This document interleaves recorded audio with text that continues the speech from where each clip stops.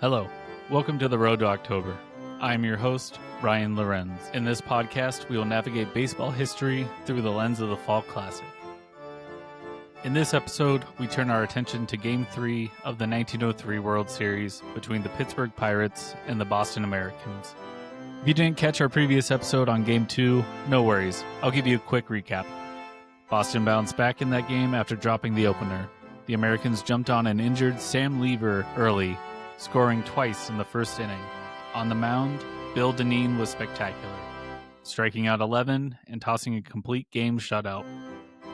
Boston evened the series with a 3-0 victory and looked to carry that momentum into Game 3, the final matchup in Boston before the series shifted to Pittsburgh.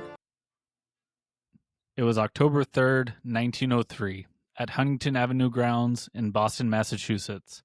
With the series tied 1-1, the pressure was building.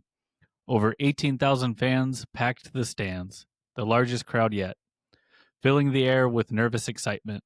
Hank O'Day, as he had the first two games, took his spot behind home plate. The first pitch was scheduled for noon.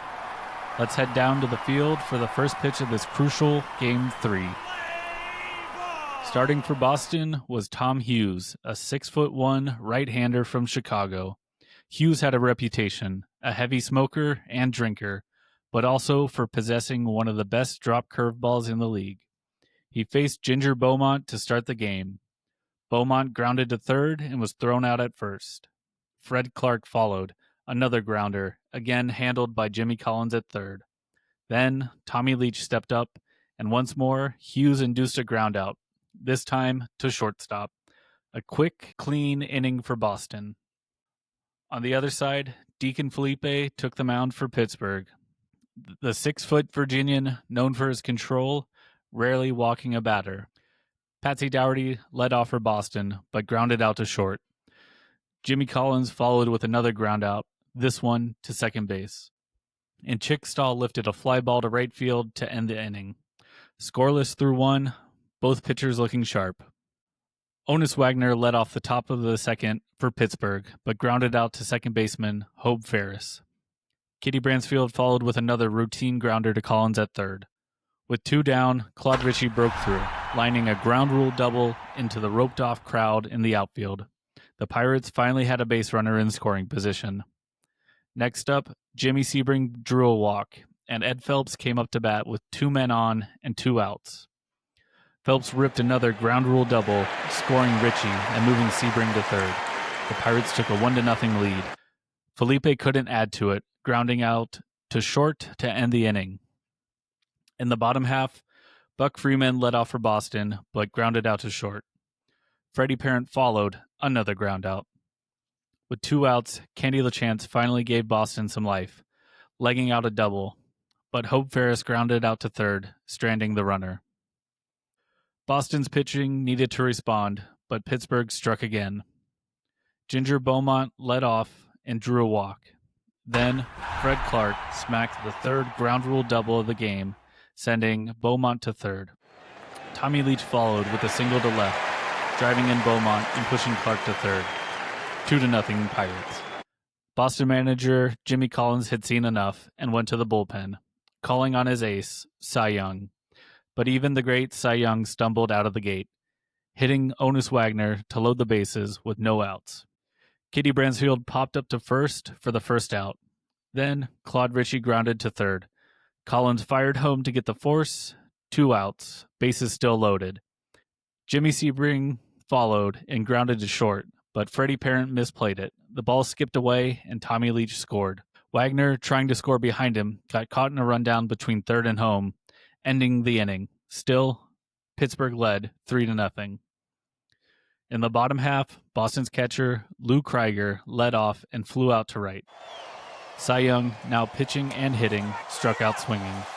Patsy Dougherty did the same. Felipe ended the inning with 2 strikeouts and looked every bit as sharp as in Game 1, despite pitching on only 1 day's rest. Cy Young returned to the mound, looking to settle in. Ed Phelps led off with a double, but when Felipe tapped a comebacker to the mound, Cy Young threw to third to get Phelps out. Beaumont then flied out to center, and Clark grounded out to short, ending the top half of the inning. Boston finally showed some offense in their half. Jimmy Collins led off with a single to center, and Chick Stahl followed with a walk. Buck Freeman advanced both runners with a ground out to the pitcher. Freddie Parent lifted a sacrifice fly to right, scoring Collins and cutting Pittsburgh's lead 3-1. Candy LaChance drew a walk, but Felipe regrouped and struck out Hope Ferris to end the threat. It's the top of the fifth inning. Cy Young was finding his rhythm.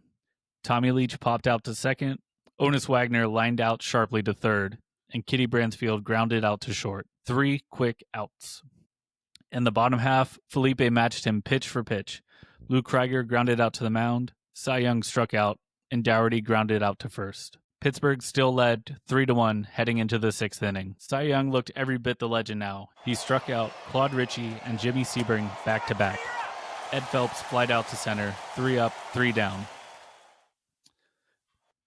Deacon Felipe continued his masterclass on the mound as well. Jimmy Collins grounded back to him, Chick Stahl grounded to second, and Freeman drew a walk, but Freddie Parent ended the inning with another ground out to the pitcher. The top of the 7th, Cy Young kept rolling. 3 more outs, all on ground balls.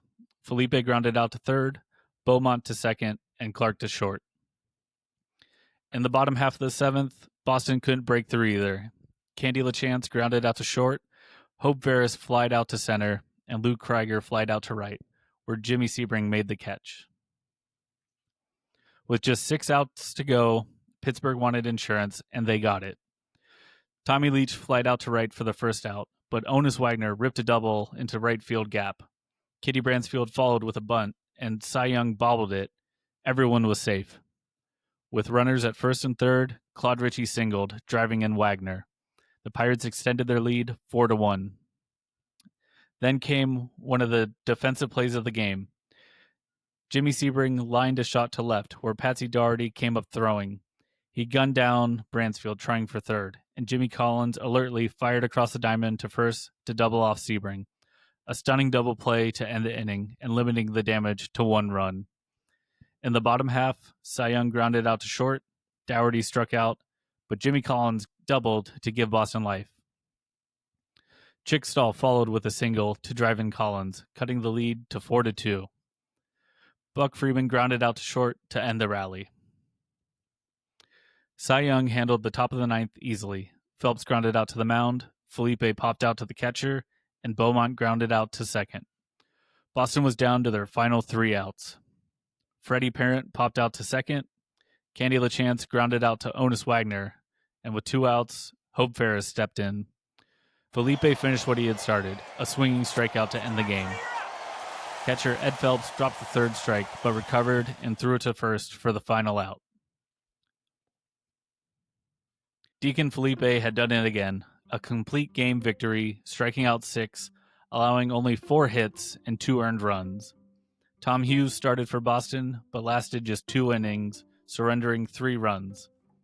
Cy Young finished strong, pitching 7 innings, striking out 2, allowing just 3 hits and a single run. The Pirates now led the series 2-1 as both teams packed up and prepared for the trip to Pittsburgh. Game 4 would feature another rematch, Deacon Felipe versus Bill Dineen. Thank you for joining me for Game 3 of the 1903 World Series here on the Road to October. Be sure to tune in next time as we continue our journey through baseball's first fall classic.